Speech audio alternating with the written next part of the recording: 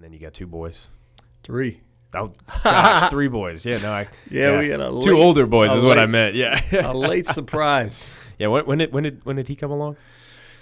He came along. He just turned 3, man. So 3 years ago, that's a ripe old age of 45. Yeah, and God's got a sense of humor. And he does. But he's a blessing, man. Being a dad of 2 older guys, and now having a younger guy is just a different perspective on how fast time goes. Yeah. So you're just kind of able to settle in and enjoy that role a little more. You're like, bang, my oldest is going to be 14. And you're thinking, how much longer do we have him in the house? Yeah. 4 years, and then he's going to college. So I'm like, man, let's just take this all in. Now I've got a young guy to kind of say, all right, now we're got another 18 years. Enjoy this a little more, I'm going to enjoy this one a little more. But not that I didn't enjoy the first 2. Right. But do you feel like you're able to slow down a little bit more and just kind of appreciate being where you're at with them, all the, experiences, the diapers, waking up in the middle of the night, all that fun stuff? Yeah.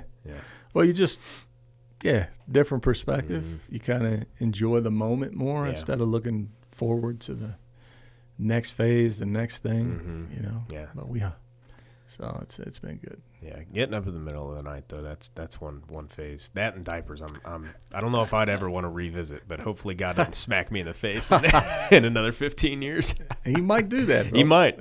If you don't, do some medical things to make sure that doesn't happen, But no, that's just so incredible. I last night, Wiley, we were about to go to rugby practice, and we're outside kind of putting some things away in the shed. A friend of ours, Micah, he'll actually be on the podcast next week. He brought over their old trampoline for us to have, and cool. We were unloading that. And, Wiley has left his pogo stick and his helmet out or his, bicycle helmet out and baseball stuff out in the yard for, at least a week now. And it's been raining and all that. And I'm like, dude, go get your stuff. Let's put the stuff away.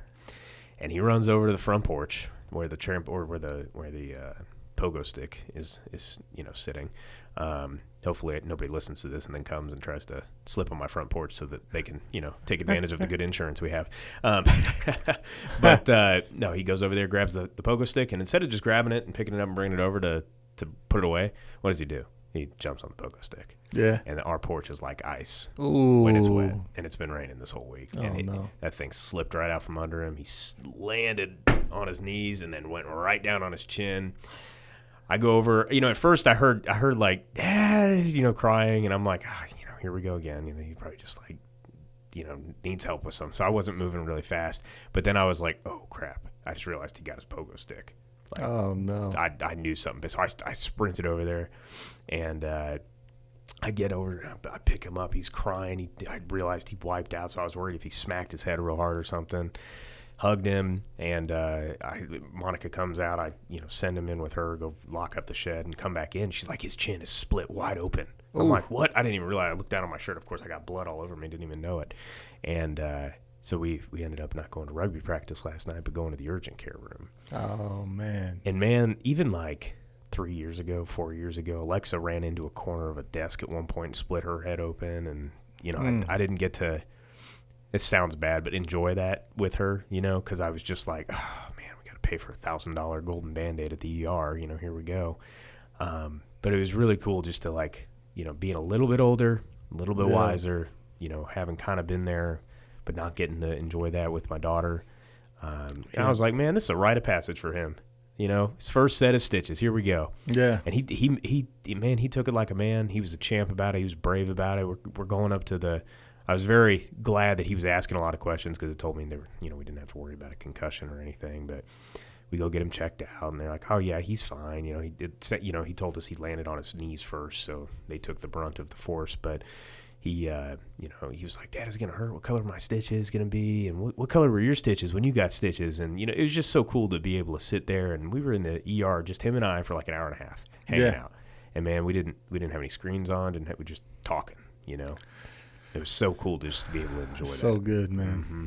Yeah. So good to be intentional in those moments, Yeah. Mm-hmm. No distractions. No distractions. Yeah. Just be there in the present. You and your son, man. Yeah. It was just, it was cool. It was like, this is a proud dad moment for me. Oh, that's awesome, man. Yeah. Never forget it. Yeah. Yeah. So I feel like you're probably seeing that now. Just getting to enjoy those things that maybe in the past you were like, we got to go on to the next thing, like moving on. Yeah. Mm-hmm. Yeah. I think we all have a tendency, like, next thing. Mm-hmm. Our minds are racing, so. These don't help either. Yeah, the screens we help. always have on.